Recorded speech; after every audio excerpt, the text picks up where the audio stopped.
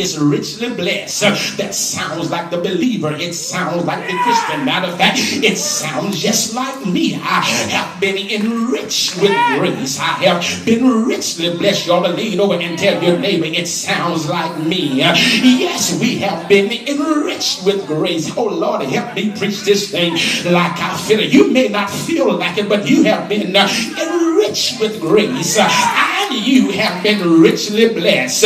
Touch two people and tell them, I know he's right. Oh, tell him it sounds like me. Come on, tell him I ain't trying to brag, but just tell him I am enriched with grace. Come on, you ought to tell him I ain't stuck on myself. But I have been richly blessed. And I don't care how you feel about it. That's who I am. I have been enriched with grace, and I have been richly blessed. And you ought to tell your neighbor, you ought not miss this. Sometimes I may not feel like it, but I've still been enriched with grace, and I'm still richly blessed. It may not act like it, I may not even talk like it, but I'm still enriched with grace, and I'm still richly blessed. You ought to tell your neighbor, I'm glad I walk by faith. Yes, I can call those things that be not as though they were. You got to understand, I have been enriched with grace. Matter of fact, grace is following me right now. Grace is in front of me right now. Grace is on this side of me right now. I have been enriched with grace, and I'm richly blessed. I wish I had some folk in here that really knew what I'm talking about. Don't mind throwing your head back and say, you know, I'm richly blessed. I don't care how you try to size me up. I don't care about you rolling your eyes at me. I know I have been enriched with grace. I know I'm richly blessed. Matter of fact, when I woke up this morning and touched God's green carpet, I know that I was enriched with grace. The angel tells her, he says, you're highly favored. Mary, you're favored one. You are the favored one. God has taken his grace and wrapped you up and surround you with his grace. But you ought to tell your neighbor, Mary ain't the only one. Oh, come on, you ought to tell another neighbor, she ain't the only one. The angel then goes on record and tells her, greets her, and calls her favored one. But then the record declares that the Lord tells her that I'm with you. Oh my God, I want to preach this thing like I feel it, Deacon Henry. The Lord has promised to be with her. In other words, the Lord tells Mary, says, Mary, I'm going to be your source, I'm going to be your security, and I'm going to be your safety, because difficult years lies ahead. And now that is good news, because the Lord has likewise promised to be our source.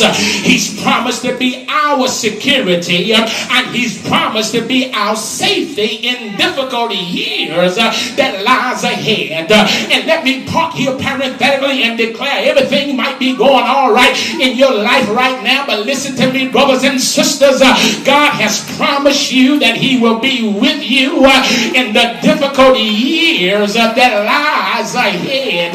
You ought to touch two people and tell them, that's good news for me. No matter where I go, I have a promise that the Lord would be my source. The Lord would be my security, and the Lord would be my safety in the difficult years that lies ahead. And you ought not be ashamed of the person next to you, because you should not have sat beside him.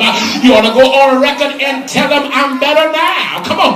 You ought to tell him, I'm better now, just to know in the years of difficulties that lies ahead that the Lord is with me. And to be honest, that's why the word, that's what I needed to hear this morning, Mother Elliott. I needed to hear that the Lord is with me. I need the word. I needed that word when I'm not feeling well. I needed to know that the Lord is. I needed that word when my back is against the wall. I needed to know that the Lord is.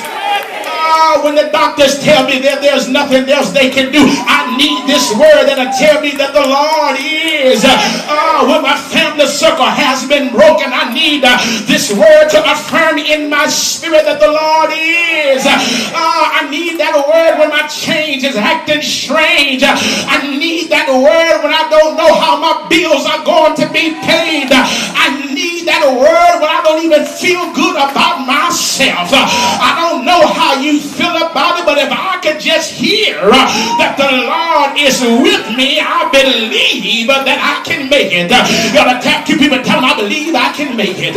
Oh, don't be ashamed on this morning. You ought to tell them, I believe I can make it. I'm not trying to get a cheap shout this morning, but the reality is I can stand up against hell and high water knowing that the Lord, oh God, can I preach it?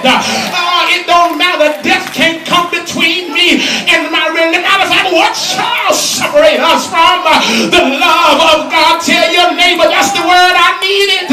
Come on, tell them that's the word I needed. The Lord is with me. This young girl, Mary, she has the odds stacked up against her. I ain't gonna be long. She has some odds stacked up against her because her culture she's in, women does not receive much respect. Not only is she a woman, but she's from an obscure town that no one really pays attention to. A lot of us are like Mary, and we have the odds stacked up against us. I don't know how you feel about it, but the odds have been stacked up against me in my life. I come out of a single parent home with a mother sometimes working 3 jobs. I said the odds are stacked up against me. Lived in a home with no running water, no inside bathroom, just having a pot and a basin. I said that the odds are stacked up against me. I know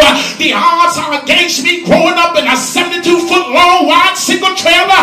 Oh, had to wait to use the restroom. I said, I know what it means to have the odds against you. I know when my primary means of transportation was a station wagon and the seats in the rear was facing in the opposite direction in which the car was traveling. I know what it means to eat welfare cheese and eggs. I came from a family that thought their family was better than our family. Our family voted these magnitudes. And see, I tell you, I know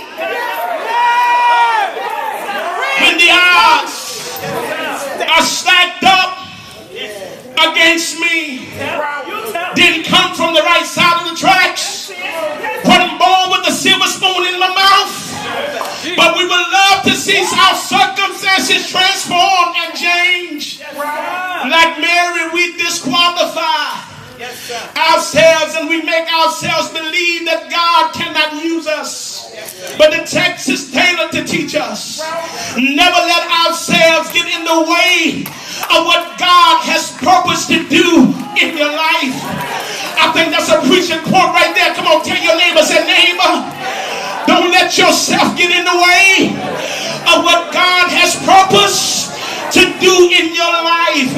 Can I cut through the cornfield and tell you that even though Mary did not feel qualified, the angel told her she had the favor of God.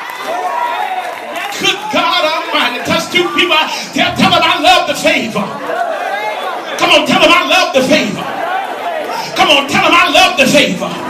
Some of y'all still ain't talking about it. I want to take 3 seconds and give you a prophetic license, and you ought to tell your neighbor you have God's favor. That was the wrong neighbor. Tell another neighbor you have the favor of God. That was the wrong neighbor. You ought to tell another neighbor you got the favor of God on your life. Come on, you ought to tell them, oh, that was the wrong neighbor. You got to touch somebody else and tell them you got the favor of God all over your life. Touch the people, tell them I have his favor. Here it is. Mary did tell God to be glorified in my life. And Mary is the recipient of grace, not the dispenser of grace. Mary is the one receiving grace. Mary is not the giver of grace. Only God can bestow grace on a fallen humanity. The text states that Mary was upset. Mary was puzzled when she heard the message. In other words, she was greatly troubled or agitated. And she began to ponder it within